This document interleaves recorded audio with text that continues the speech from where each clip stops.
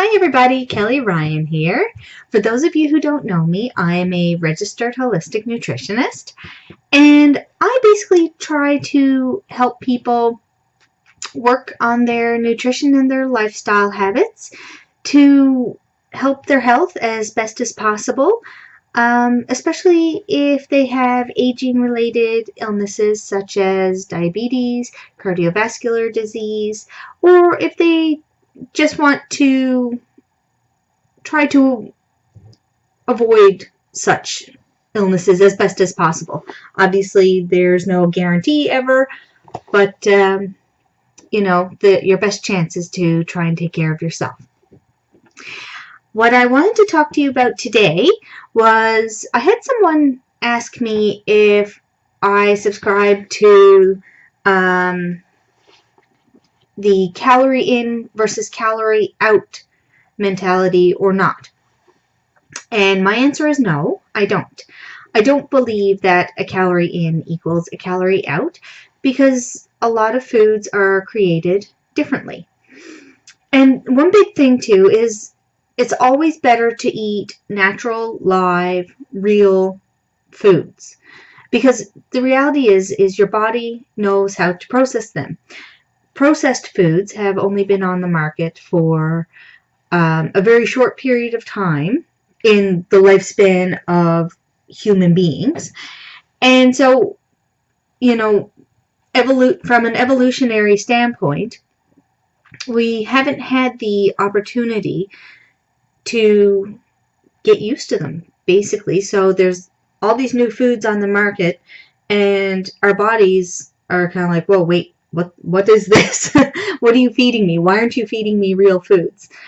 So yeah, I certainly don't prescribe to calorie in versus calorie out. The other thing too is the body turns certain foods, such as refined carbs, and what I mean by refined carbs is a lot of the white foods. So your white flour, white rice unless it's whole grain, white pasta, that sort of thing. It turns your body turns that into sugar, which then can spike your insulin levels. And insulin works very, very well with your visceral fat, which is the fat that's here in around your organs. Also, in order to work properly, your body needs a good variety of nutrients, which it just doesn't get from processed foods. So, sure, you might be getting 100 calories of processed foods or 100 calories of real food, but the real food is providing you with a whole variety of nutrients that the processed food wouldn't. And your body needs these nutrients for it to work properly. The other thing too is when you eat protein, the process of breaking it down uses 30% of its calories. So you are really actually getting 70% of those calories.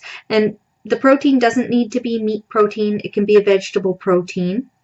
Actually, a lot of vegetables have protein in them, believe it or not. So, yes, having foods that have protein in them, or another plant-based protein, having foods that have protein in them uses less calories than what you actually think is there. So if you're eating 100 calories of protein, it takes 30 of those calories for your body to break down the protein, so you're actually only consuming 70 calories of protein. There's other factors as well, such as your muscle mass. More muscle burns more calories. Your activity level, obviously you're going to burn more calories if your activity level is higher, as well as the type of activities. I mean, if you're doing an activity that uses a lot of your larger muscles, say swimming, yoga, walking, then that's going to increase your lean muscle mass, which then is going to grow your muscle mass, and then you're burning more calories. Now, the only thing I will say though is exercise.